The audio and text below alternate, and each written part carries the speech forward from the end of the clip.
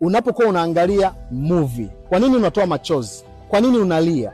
Unavyoangalia mpira unajua ni game. Kwa nini unakasirika sana mpaka unachukia, unasema si Simba na Yanga si nini? Sikia nikwambie, ni kwa sababu subconscious mind yako, yani akili yako haijui kutofautisha cha uongo na cha ukweli. Unachoipelekea ndivyo ambavyo inajua jinsi ilivyo.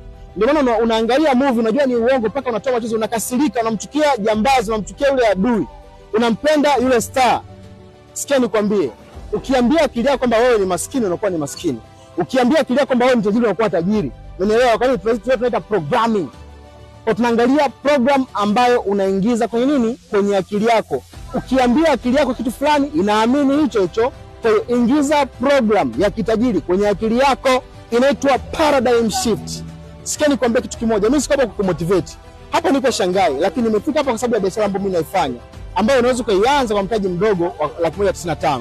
Unaweza kaniona kwa namba hapo au kwenye bio nikakusaidia na ukaanza biashara ambayo mimi naifanya. Karibu sana. Ni Millionaire Mentor Mr. Joseph, billionaire ndo bandola hapa.